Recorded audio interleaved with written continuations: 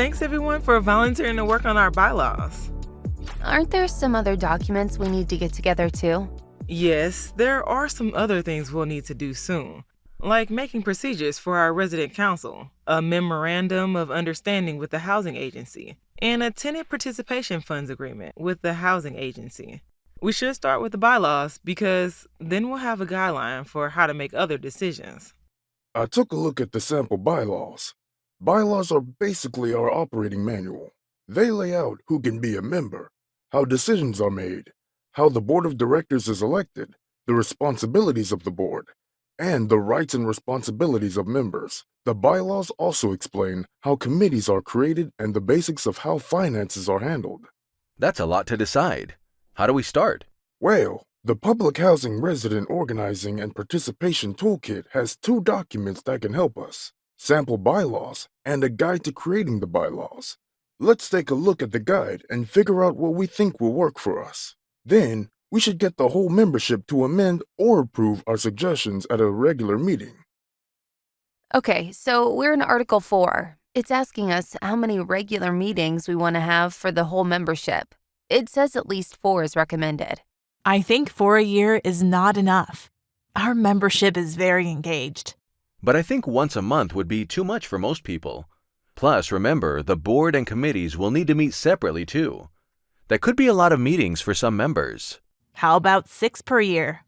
Once every other month? I agree with 6. Well, I think we are at a good stopping point for today. We have bylaws that we can propose to the group at the next meeting. Thanks everyone for sticking with us through this long resident council meeting. We have approved our bylaws and our procedures. Most of our meetings won't be like this, but we have a lot of things to do to get our resident council started. The next topic on our agenda tonight is the upcoming election for the board of directors. To get us ready, Jose is going to let us know more about what a board does. We need to have a board with at least 5 people. The board generally includes a president, vice president, secretary, and treasurer. The board of directors will need to meet between membership meetings and is responsible for planning and providing notice for membership meetings, representing our council with outside groups and the housing agency, keeping the organization in good standing as a duly elected resident council, and making sure that any money is carefully tracked and used for appropriate purposes. Now let's go through each of the positions that we plan to have. Does anyone know what a president usually does in a group like this? They lead the meetings, and often they're the person representing the group, like if we meet with the housing agency. That's right. The president also has the power to sign documents on behalf of the organization, and they are responsible for overseeing the organization. The vice president is their right-hand person. They take over the president's responsibilities if they are not able to carry them out, and generally help the president. Yes. What about the secretary? Who can explain what they will do? I know that. The secretary is the person who keeps the records. They are responsible for taking the meeting notes, also called minutes, and keeping track of attendance and votes. Exactly. They are also responsible for making sure that proper notice is given to members for the meetings. And finally, the treasurer?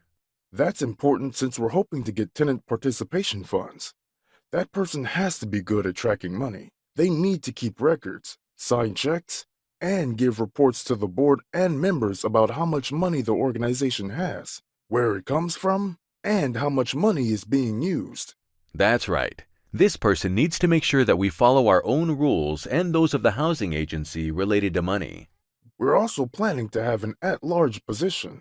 The at-large member will have all the usual responsibilities of a board member and fill in for other officers if needed.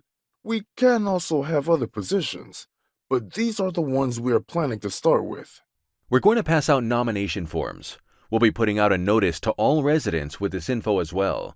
Please don't hesitate to nominate yourself if you are interested.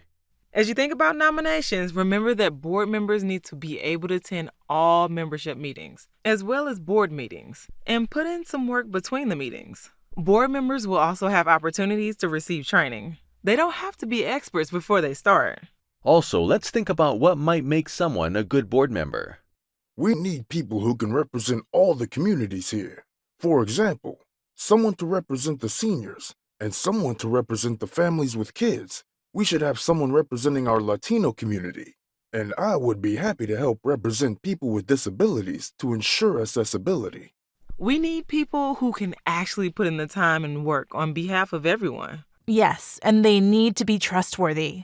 The board will be responsible for handling the finances, including tenant participation funds. Let's keep all of that in mind. Everyone, please take some nomination forms and talk to your neighbors. Please get your nominations in by the end of the month.